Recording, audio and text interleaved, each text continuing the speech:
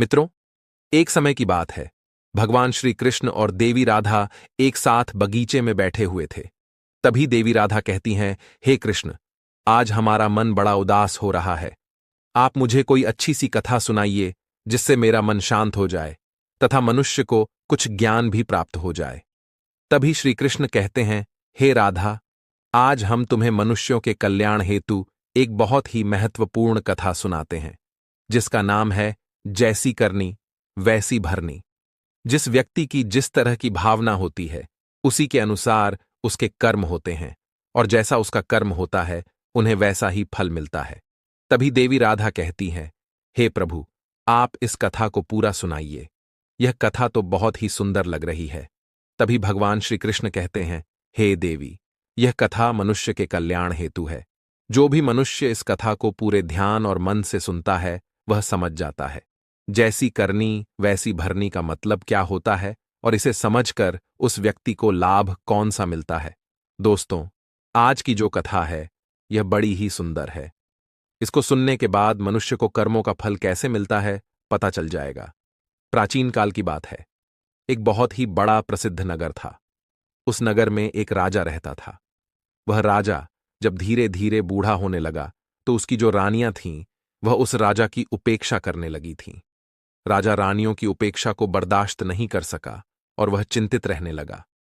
एक दिन उसने अपने वैद्य को बुलवाया और उस वैद्य से कहा कि हे वैद्यराज, क्या आप कोई इस तरह की दवाई को तैयार कर सकते हैं जो मेरी खोई हुई जवानी को वापस कर सके।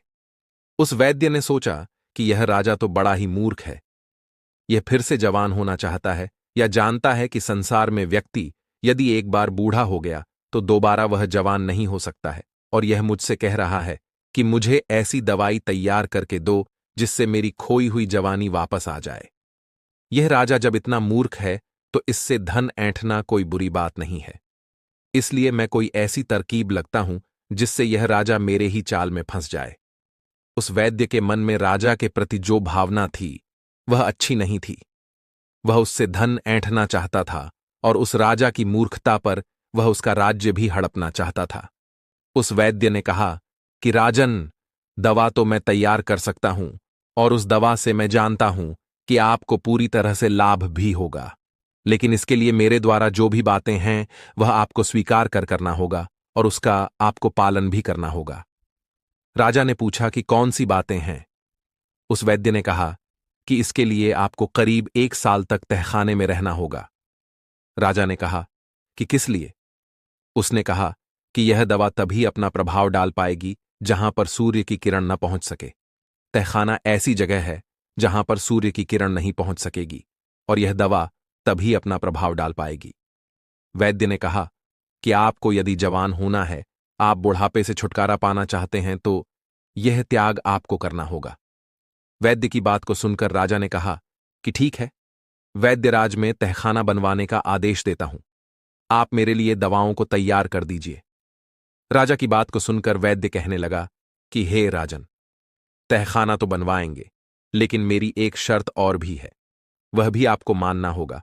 उस तहखाने में आपको अकेले रहना होगा, और आपके सेवक जो भी आप तक दवा और भोजन पहुंचाएंगे वह केवल तहखाने के दरवाजे पर ही रख करके वापस चले आएंगे। यदि आपको यह सारी चीजें मंजूर हो तो मैं दवा को तैयार करूं। राजा उस वैद्य की बात को सुनकर के पूरी तरह से तैयार हो गया, और मन ही मन राजा खुश हो रहा था कि मेरी जो खोई हुई जवानी है वह वापस आ जाएगी। और वैद्य मन में यह सोच रहा था कि यह राजा इतना मूर्ख है, मैं इससे काफी धन लूंगा और इसके बाद इसके राज्य पर मेरा ही शासन हो जाएगा।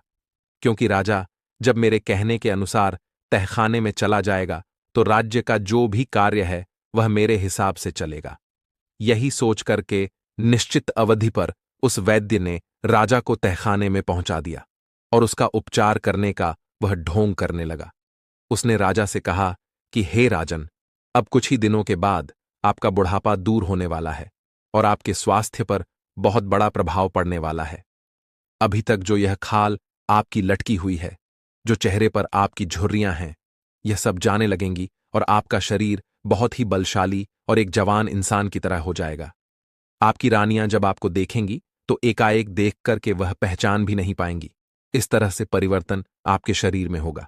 मित्रों, फिर आगे उस वैद्य की बात को सुनकर कि राजा बड़ा प्रसन्न हुआ और कहने लगा कि हे वैद्यराज, हम तो यही चाहते हैं। यदि मेरी खोई हुई जवानी फिर से वापस हो जाए तो मैं तुम्हें मुंह मांगा इनाम दूंगा और इतना धन दूंगा कि तुम्हारी आने वाली पीढ़ियां भी माला माल हो जाएंगी। एक तरफ तो वह वैद्य राजा को जवान बनाने का ढोंग करता रहा और दूसरी तरफ जंगल के रास्ते से एक सुरंग को खुदवा करके उस तहखाने से मिलवा दिया। इसके बाद वह किसी ऐसे व्यक्ति की तलाश करने लगा जो राजा का बिल्कुल हमशक्ल हो, जिसकी शक्ल राजा से मिलती जुलती हो, लेकिन वह व्यक्ति जवान होना चाहिए। मित्रों, तभी एक दिन की बात है कि नदी के तट पर स्नान करता हुआ एक व्यक्ति वैसा ही दिखाई दिया जैसा वह चाहता था, जिसकी शक्ल सूरत बिल्कुल उस बूढ़े राजा से मिल रही थी। वह जो वैद्य था वह उस व्यक्ति के पास पहुंचा और कहने लगा कि हे नौजवान, तुम लगता है कि इस नगर में पहली बार आए हो और तुम कहां के रहने वाले हो। उस व्यक्ति ने कहा कि श्रीमान जी, आपने बिल्कुल ठीक पहचाना है। मैं इस नगर में पहली बार आया हूं, लेकिन आप मुझसे यह सब क्यों पूछ रहे हो। वैद्य ने कहा कि मैं आपसे इसलिए पूछ रहा हूं कि तुम मुझको अपना मित्र समझ लो, मुझे अपना मित्र ही समझो। अगर तुम मेरा कहना मानोगे और इस काम के लिए तुम तैयार हो जाओगे तो मैं तुम्हें इस नगर का राजा बना दूंगा। दोस्तों, वैद्य की बात को सुनकर के वह जो युवक था वह आश्चर्यचकित हो गया।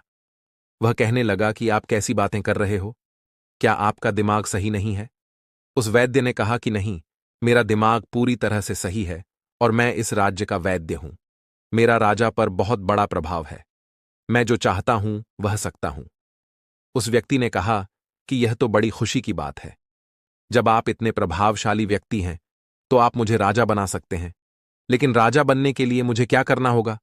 वैद्य ने कहा कि सिर्फ कुछ दिनों के लिए तुम्हें तहखाने में रहना होगा, लेकिन जैसे ही तुम तहखाने से जब बाहर आओगे तो सीधे राज सिंहासन पर जाकर के बैठ जाओगे और तुम इस राज्य के राजा बन जाओगे। वैद्य की बात को सुनकर के वह व्यक्ति कहने लगा कि आपका यह प्रस्ताव मुझे स्वीकार है। बता दीजिए, मुझे कितने दिनों तक इंतजार करना पड़ेगा। उस वैद्य ने कहा कि तुम्हें कुछ ही दिनों के लिए तहखाने में रहना होगा, इसके बाद तुम्हारा इंतजार खत्म हो जाएगा। बहुत कम समय में ही तुम्हारा इंतजार खत्म हो जाएगा। ज्यादा से ज्यादा 6-7 दिन तक तुम्हें तहखाने में रहना होगा। इसके बाद मेरी जो भी योजना है उसी के अनुसार मैं अपना काम करूंगा। उस व्यक्ति ने कहा कि ठीक है, पास ही में एक गांव पड़ता है, उसी गांव में जो गांव के बाहर एक झोपड़ी है वहीं पर मैं ठहरा हूं। यदि आप चाहे तो किसी भी युवक को या खुद आकर के मुझे वहां से बुलवा सकते हैं। उस वैद्य ने कहा ठीक है मित्र। फिर वह वैद्य वहां से वापस आया और अपनी योजना को तेज कर दिया। एक रात की बात है कि उसने जो वह बूढ़ा राजा था उसके खाने में जहर मिला दिया और उस जहर के कारण जब उस राजा की मृत्यु हो गई तो वह जो वैद्य था वह राजा की लाश को कंधे पर लाद करके सुरंग के रास्ते से बाहर निकल गया और जंगल में जाकर के एक बड़ा सा कुआं था, उसी में राजा की लाश फेंक दी और फिर वहीं सुरंग के रास्ते उस व्यक्ति को उस तहखाने में लाकर के वहां बिठा दिया और उसे कहने लगा कि तुम्हें यहां कुछ ही दिन जो भी कष्ट है वह सहना पड़ेगा। जैसे ही तुम्हारी दाढ़ी और मूंछें बड़ी हो जाएंगी और फिर तुम एक राजा के जैसे दिखाई देने लगोगे, मैं तुम्हें इस तहखाने से बाहर निकाल करके सीधे राजभवन में पहुंचा दूंगा और तुम इस तरह से रहना कि जैसे बुढ़ापे से छुटकारा पाकर के तुम नए तरह से जवान हुए हो। उस व्यक्ति ने कहा कि यदि मुझे किसी ने पहचान लिया तो क्या होगा। वैद्य बहुत ही चालाक था और वैद्य ने कहा कि यह सब काम तुम मुझ पर छोड़ दो, जो भी होगा मैं संभाल लूंगा। तुम्हें सिर्फ इतना करना है कि मैं जो भी कह रहा हूं, जैसा भी कह रहा हूं, उसी के अनुसार तुम्हें चलना है। उस व्यक्ति ने कहा ठीक है, आप जैसा कहेंगे या आप जैसा कह रहे हैं मैं वैसा ही करूंगा। इसके बाद वह वैद्य वहां से निकल करके राज दरबार में पहुंचा और जो भी वहां पर मंत्री थे उन सब के पास पहुंच करके कहा कि आप सभी के लिए एक बहुत खुशखबरी की बात है। मेरी दवाओं ने महाराज के ऊपर ऐसा असर किया है कि महाराज फिर से जवान हो गए हैं। कल वह महल में आएंगे और आप लोग उनके स्वागत के लिए तैयार रहना। फिर वहां के मंत्रीगण कहने लगे, हम अपने राजा के नए रूप का भरपूर स्वागत करेंगे। फिर वहां से वैद्यराज सीधा रानियों के दरबार में पहुंच गया और वही बात उन दोनों रानियों से भी कहा। इस बात को सुनकर दोनों रानियां प्रसन्न हो गईं। उन्होंने वैद्य को बहुत सारा धन दे दिया। योजना के अनुसार अगले ही दिन वह वैद्य तहखाने से उस व्यक्ति को लाकर के सिंहासन पर बिठा दिया। फिर उस नए राजा को सभी रानियां और वहां के मंत्री देख करके हैरान हो जाते हैं, क्योंकि वह राजा बिल्कुल एक युवा पुरुष दिखाई देने लगा था। फिर भी उनकी दोनों रानियां और उनके मंत्री इस बात से सहमत हो गईं कि यही उनके राजा हैं। इतना ही नहीं, उस वैद्य ने राजा बने युवक से यह भी कहा कि राजन, आपका जो पुराना नाम था वह आप बदल दीजिए, क्योंकि अब आपका शरीर भी नया हो गया है, इसलिए आपका नाम भी नया होना चाहिए। उस व्यक्ति ने कहा कि वैद्य जी, आपसे अच्छा नाम और कौन रख सकता है। जब आपने मुझे बुढ़ापे से जवान बना दिया है तो आप एक अच्छा सा नाम सोच करके रख दीजिए। फिर उस वैद्य ने जो भी नाम राजा का रखा वह सभी को पसंद आया और सभी ने उसकी सराहना की। अब एक नए नाम से वह राजा प्रसिद्ध हो गया था। उसी नए नाम से उस राजा की राजमहल में जय जयकार होने लगी। कुछ दिन तो राजा और जो वहां का वैद्य था वह सब एक दूसरे के इशारों पर चलते रहे, लेकिन परिस्थितियां उसके अनुकूल जब हो गईं और सब कुछ सामान्य हो गया तो उसने वैद्य की उपेक्षा करना शुरू कर दिया। यह देखकर कि वह वैद्य जो था वह बड़ा दुखी हो गया।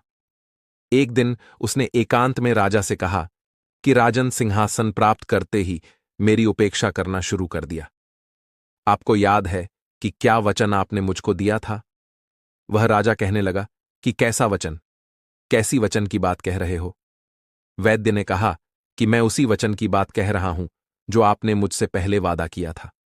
आप भविष्य में राजकाज मेरे ही आदेश के अनुसार चलाएंगे, लेकिन आप तो मुझसे कुछ भी नहीं पूछते हैं। राजकार्य में तो आप मंत्रियों के परामर्श से ही चलाते हो। फिर वैद्यराज से उस राजा ने कहा, तुम वैद्यराज हो, मंत्री नहीं, इसलिए तुम्हारा परामर्श लेना मेरे लिए आवश्यक नहीं है। इस बात को सुनकर के वह जो वैद्य था वह क्रोधित हो गया और चेतावनी भरे हुए कड़े स्वर में कहने लगा कि हे राजन, यह मत भूलिए कि इस सिंहासन पर मैंने आपको प्रतिष्ठित किया है। मेरे ही प्रयास के कारण आप इस राज्य के राजा बने हुए हो। फिर सिंहासन पर बैठे उस व्यक्ति ने कहा कि तुम झूठ बोल रहे हो। तुम कैसी बातें कर रहे हो? तुम मुझे राज सिंहासन पर बैठाने वाले कौन होते हो? यह राज सिंहासन मैंने अपने पूर्व जन्म के कर्मों से प्राप्त किया है। मैंने अच्छे कर्म किए, त्याग किया, तपस्या किया, और उसी का प्रमाण है कि मैं आज राजा बना हुआ हूं। यह सिंहासन हमको अपने पूर्व जन्मों के तप के और त्याग के फल स्वरूप प्राप्त हुआ है। यह आप कैसी बातें कर रहे हो?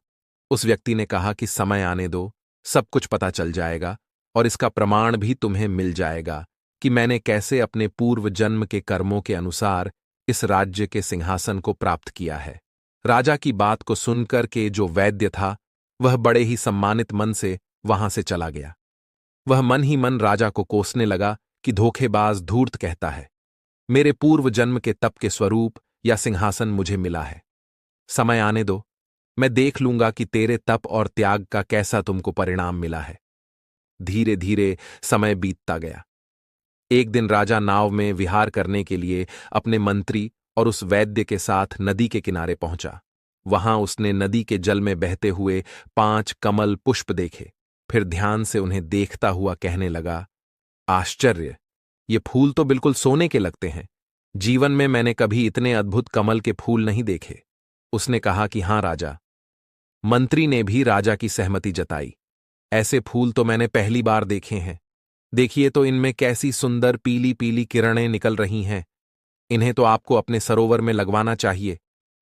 राजा ने वैद्य की ओर इशारा करते हुए कहा कि वैद्यराज, आप तो वनस्पति शास्त्र के बहुत ही गहरे जानकार हैं। बहुत सी जड़ी बूटियों को आप देखते ही पहचान लेते हैं कि यह कौन सी जड़ी बूटियां हैं, और जाकर के उस स्थान का पता तो लगाइए जहां से ये फूल नदी में बह करके आए हैं, और यदि हो सके तो इनके कुछ बीज भी ले आइएगा। मैं इन्हें अपने सरोवर में लगवाना चाहता हूं। कोई और अवसर होता तो वह वैद्य जाने से इनकार कर देता, किंतु इतने मंत्रियों की उपस्थिति में वह कैसे इनकार कर सकता था? यदि इनकार करता तो उसकी योग्यता पर प्रश्न चिन्ह लग जाता। सब यही सोचते कि इस वैद्य को वनस्पति शास्त्र का कोई भी ज्ञान नहीं। यह वैद्य तो केवल पाखंडी है और बड़ी बड़ी हाँकता रहता है, इसे कुछ भी मालूम नहीं है। इस तरह से कि उसकी हंसाई न हो जाए। यही सोच करके वह वैद्य तैयार हो गया। नदी के बहाव के विपरीत दिशा में चलता हुआ वैद्य उस नदी के उद्गम स्थल पर पहुंचा, जहां उसने एक बहुत पुराना ऐसा मंदिर देखा जो खार में तब्दील हो चुका था। उस मंदिर का अधिकतर जो हिस्सा था वह ध्वस्त हो चुका था। सिर्फ वही कक्ष कुछ अच्छी हालत में बचा हुआ था, जिसमें भगवान शिव की मूर्ति थी। भगवान शिव की मूर्ति को देख करके उस वैद्य ने भगवान शिव को प्रणाम किया। फिर उससे कक्ष से बाहर निकल करके मंदिर के प्रांगण में पहुंचा और इधर उधर निगाह दौड़ाने लगा। तभी उसकी निगाह एक बरगद के वृक्ष पर पहुंच गई। वह बरगद का पेड़ बहुत ही विशाल था। नदी के किनारे वह उगा हुआ था। उसकी कुछ शाखाएं तो नदी के जल के ऊपर फैली हुई थीं।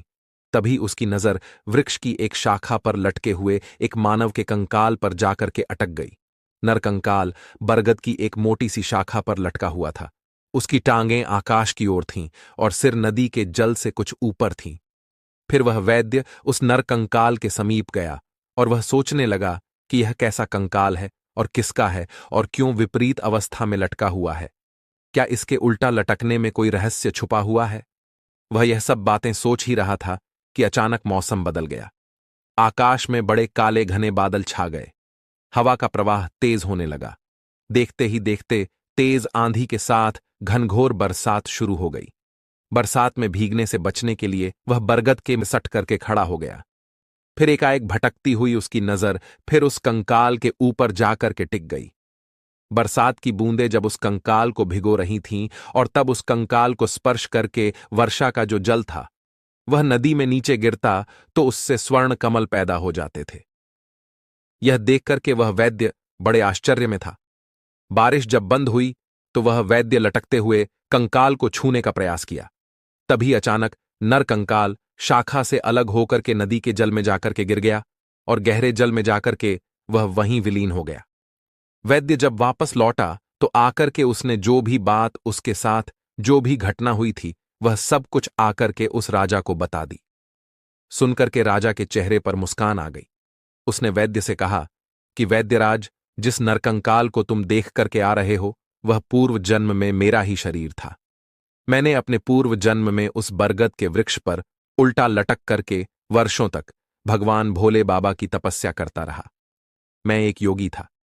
तपस्या के दौरान ही मेरी मृत्यु हो गई थी। वर्षों तक उल्टा लटके रहने के कारण मेरा शरीर सूख गया था और मेरा शरीर नरकंकाल में तब्दील हो चुका था और अब तो वह नरकंकाल भी शेष नहीं रहा। अच्छा हुआ जो मेरे पूर्व शरीर को मुक्ति मिल गई। राजा की इन बातों को सुनकर उस वैद्य ने कहा, पर मेरी एक शिकायत अब भी है आपसे। मेरे प्रयासों से आप राजा बने और आप अभी भी मेरी उपेक्षा कर रहे हो। उस राजा ने कहा कि हे वैद्यराज, यही तो तुम्हारा भ्रम है। मैंने तुम्हें बताया तो है कि राज्य पद मुझे मेरे पूर्व के जन्म के कर्मों के फल के कारण मिला है। उस वैद्य ने कहा कि तो मेरे प्रयास का कोई मतलब नहीं है। राजा कहने लगा कि तुमने जितने काम किए सब अपने स्वार्थ के कारण ही किए हो। मैं तो तुमसे कुछ ऐसी बातों को भी जानता हूं जिनके कारण मैं तुम्हें सूली पर भी चढ़ा सकता हूं, लेकिन मैं ऐसा नहीं करूंगा क्योंकि तुमने मेरे साथ जो भी किया है और किसी के साथ जो भी किया है उसका फल तो तुम्हें ईश्वर देगा। यह सुनकर के वैद्य जो था वह भय से कांपने लगा। राजा ने जब उसे कांपते हुए देखा तो वह कहने लगा कि डरने की कोई बात नहीं है। विश्वास रखो कि मैं तुम्हें सूली पर लटकाने का आदेश नहीं दूंगा, क्योंकि मैं जानता हूं जन्म मरण हानि लाभ यह सब कुछ भगवान की इच्छा से ही होता है। अपने पूर्व जन्म के कर्मों का फल मैं इस जीवन में राजा बनकर के भोग रहा हूं। तुम अपने कुछ कर्मों का फल अगले जन्म में भोगो। हो सकता है कि इस जन्म में ही तुम्हारे जो कुकृत्य हैं उसका फल तुम्हें भोगना पड़ेगा। अब जाओ, तुम उस दिन का इंतजार करो कि जब तुम्हें तुम्हारे कर्मों का फल लौट करके तुमको मिलेगा। उस राजा की इन बातों को सुनकर कि वह वैद्य बड़ा उदास हुआ और वहां से चला गया और अपने घर में जाकर के पलंग पर लेट गया। समय बीतता रहा। राजा का कहा हुआ सही हो गया। कुछ दिनों के बाद वह जो वैद्य था वह जंगल में जड़ी बूटियां ढूंढने के लिए गया। संयोग से वह उसी कुएं के पास पहुंच गया जहां उसने उस वृद्ध राजा की लाश को कुएं में फेंका था। उस कुएं में अब एक ऐसी ही झाड़ी उगाई थी जिसकी टहनियां कुएं के बाहर तक फैली हुई थीं। उन टहनियों में पीले रंग के बड़े ही सुंदर फूल खिले हुए थे। वैद्य उन फूलों को देखकर कि उन पर मंत्रमुग्ध हो गया और उनको तोड़ने के लिए वह अपने आप को रोक न सका। वह कुएं के पास जैसे पहुंचा, जैसे ही झाड़ी से फूल तोड़ने का प्रयास करने लगा, एकाएक उसका पैर फिसला और वह उसी कुएं में जा करके गिर गया। वैद्य ने सहायता के लिए बहुत ही आवाज लगाई, लेकिन उस सुनसान घने जंगल में उसकी आवाज कोई नहीं सुना। उसे बचाने के लिए कोई भी नहीं आया। भूखा प्यासा वैद्य उसी कुएं में तड़प तड़प करके मर गया। मित्रों, भगवान श्री कृष्ण कहते हैं, हे देवी, मनुष्य को अपने बुरे और अच्छे कर्मों का फल प्रत्येक मनुष्य को एक न एक दिन भोगना पड़ता है। इसलिए हर व्यक्ति को अपने जीवन में हमेशा अच्छा कर्म करना चाहिए, न किसी का बुरा सोचना चाहिए और न किसी के साथ बुरा करना चाहिए और न ही किसी को कष्ट देकर रुलाना चाहिए।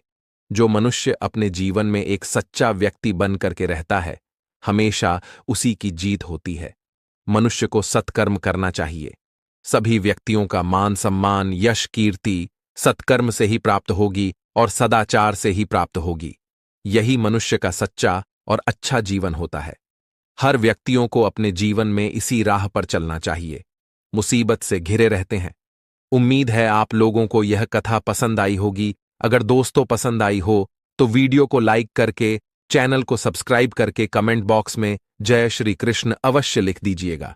दोस्तों, वीडियो को पूरा देखने के लिए आप लोगों का धन्यवाद।